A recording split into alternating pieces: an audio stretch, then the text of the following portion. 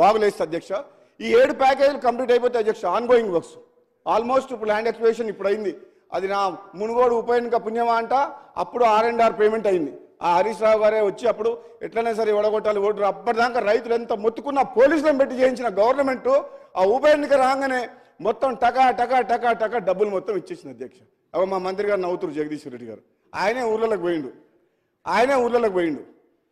పోయిండు అన్ని పైసలు R&R ల్యాండ్ అక్విజిషన్ పేమెంట్ ఒక్క రోజులో టకా టకా టకా అకౌంట్లో పడిపోయినా అధ్యక్ష.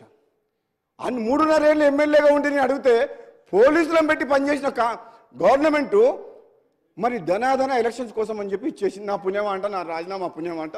రైతులకు మాత్రం పైసలు వచ్చినాయి అధ్యక్ష. చాలా సంతోషం. చాలా నా రాజీనామా పదవి త్యాగం ఊరికే 570 కోట్ల రూపాయల నిధులు మా మునుగోడు నియోజకవర్గానికి వచ్చినాయి అధ్యక్ష. గొల్ల కుర్మలకు ఎక్కడ కూడా మన రాష్ట్రంలో 2వ విడత గొర్రెల పంపిణీ చేయలే. మామూలుగా అయితే గొర్రెలు ఇస్తారు కదా. నా రాజీనామా పుణ్యమా అంటే 90 కోట్ల రూపాయలు గొల్ల కుర్మలకు 7,600 మందికి అకౌంట్లలో పడ్డాయి. 100 పడకల ఆసుపత్రి వచ్చింది చౌటుపల్లి మున్సిపాలిటీకి రోడ్లు వచ్చినాయి. ప్రతి ఊర్లో ₹1 కోటి పెట్టి సీసీ రోడ్లు వచ్చినాయి.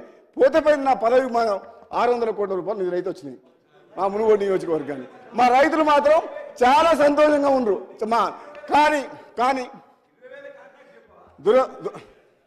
ఇక నువ్వు కాంట్రాక్ట్ కోసం పోయినోన్నైతే మళ్ళీ మీ పని పడుతుంది. మళ్ళీ కాంగ్రెస్లోకి ఎట్లా వచ్చినా ఇప్పుడు అటు పోయినోన్నైతే మళ్ళీ మిమ్మల్ని పని పడుతుంది కాంగ్రెస్లోకి ఎట్లా వస్తా. ఏదైతేనే అధ్యక్ష ఏదేమైనా చాలా అధ్యక్ష ఏదేమైనా తెలంగాణ ఇచ్చిన కాంగ్రెస్ పార్టీ, నాది కాంగ్రెస్ పార్టీ రక్తం, కాంగ్రెస్ కుటుంబం.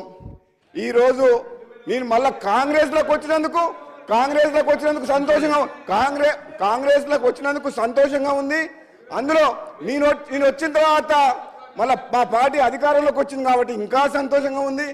ఆగమైన తెలంగాణ మా చేతుల్లోకి వచ్చింది కాబట్టి ఇప్పుడు నమ్మకం కూడా కుదిరింది.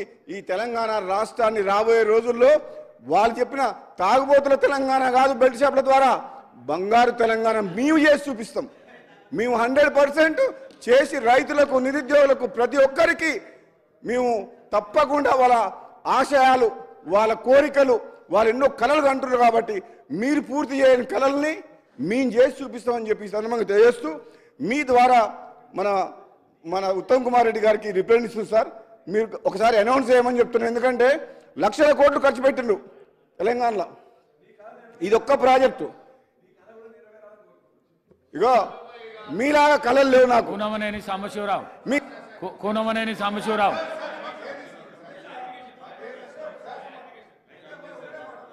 లాస్ట్ అధ్యక్ష ఒకటే లాస్ట్ మాట చెప్తా. నేనేమంటున్నా అధ్యక్ష, వీళ్ళు ఏమనుకుంటుండ్రు, ఒక్క నిమిషం, వీళ్ళు ఏమనుకుంటుండ్రు, 10 ఏళ్ళు పరిపాలించిన వీళ్ళు చేసిన తప్పులు వాళ్ళు సరిదిద్దుకోకపోయినా వాళ్ళ ఆలోచన విధానం మారలేదని మాకు అర్థమైపోయింది. కానీ మీరు అధికారంలోకి ఎట్లా మళ్ళీ రారు. కానీ మిమ్మల్ని మీరు కాపాడుకుంటే కూడా గొప్ప వాళ్ళే. మీరు చేసిన తప్పులతోటి చట్టం తన పని తను చేసుకుంటూ పోతుంది. మిమ్మల్ని కాపాడటం బ్రహ్మదేవుని వల్ల కూడా కాదు. అంటే కొన్ని లక్షల కోట్ల రూపాయలు, వేల కోట్ల రూపాయలు ప్రజాధనం లూటి చేసింది కదా.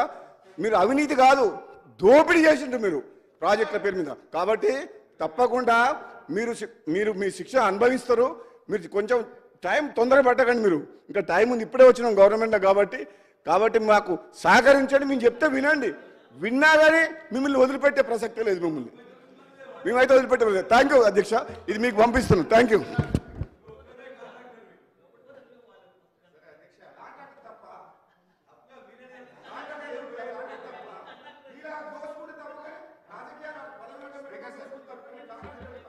సార్ గౌరవ సభ్యులు కూర్చోండి. సరే ఇప్పుడు ఏమైపోయిందంటే అధ్యక్ష, సభలో ప్యాషన్ అయిపోయింది. సో మేము ఆల్రెడీ చెప్పినాం, మీరు గవర్నమెంట్లో ఉన్నారు. నవ్వు మీరు ఏ నిర్ణయం తీసుకుంటారు ఏదనేది మీ డిస్క్రిప్షన్. కానీ పదే మా మీద బురద జల్లేటువంటి కార్యక్రమం మంచిది కాదు. అది ఎవరన్నా ఒకసారి పాసింగ్ రిమార్క్లో మాట్లాడితే వేరు, కానీ ప్రతి సభ్యుడు ప్రతి ఒక్కరు మాట్లాడడం కరెక్ట్ కాదు. నెంబర్ 1. నెంబర్ 2, గౌరవ సభ్యులు మా నల్గొండ జిల్లాకు ఏమీ చేయలేదనే విధంగా వారు మాట్లాడారు అధ్యక్ష.